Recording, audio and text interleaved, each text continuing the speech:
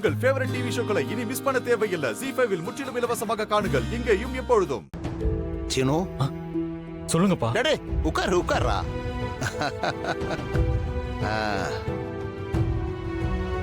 எப்படியோ கோயில் பிரச்சனையிலிருந்து தப்பிச்சாச்சு.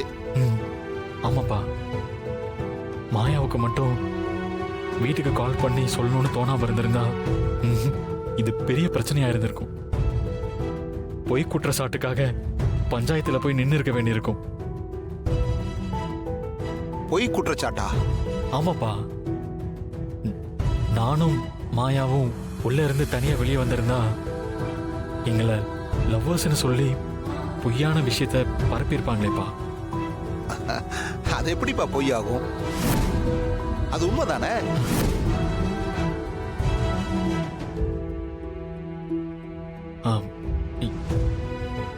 என்னப்பா நீங்களும் அப்படியே சொல்றீங்க? சொல்லாம வேற என்ன செய்ய முடியும்? சரி, நீங்க ரெண்டு பேரும் எதுக்கு கோயிலுக்கு போனீங்க? அது இந்த பாரு, என்ன மாதிரி சாமி கூட போய் பொங்கல் புளியோதரை வாங்கி சாப்பிட்டேன்னு மட்டும் சொல்லிடாத. அது நான் உங்களை காப்பாத்துறதுக்காக சொன்னது. மாயா கிட்ட ஒரு பர்சனலா ஒரு விஷயம் பேச வேண்டி இருந்துச்சு, அதான் கோவிலுக்கு போகணும். தனியா பார்த்து பேசுற அளவுக்கு உங்களுக்குள்ள அப்படி என்ன பர்சனல் விஷயம்? அவ அவ லைஃப பத்தி பேசணும்னு சொன்னா, அதான் பேச போனேன். அவ லைஃப பத்தியா இல்ல உங்க ரெண்டு பேரோட லைஃப பத்தியா? அப்பா என்னப்பா பேசுறீங்க? டேய் சீனு, நான் உன் அப்பன்டா. உனக்கு எது பிடிக்கும் எது பிடிக்காது, நீ உண்மையை சொல்றியா பொய் சொல்றியான்னு என்னால கண்டுபிடிக்க முடியும்.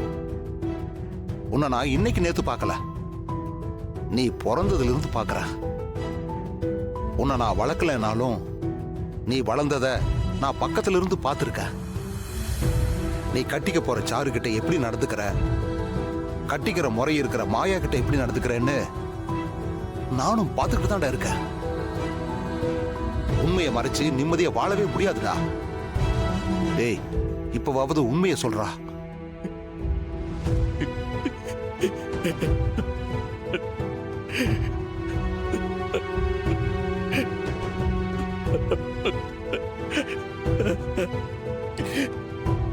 டேய், ஆம்பளை புள்ள இப்படி அழக்கூடாதுடா. இந்த பாரு, எதையும் தைரியமா ஃபேஸ் பண்ணணும்.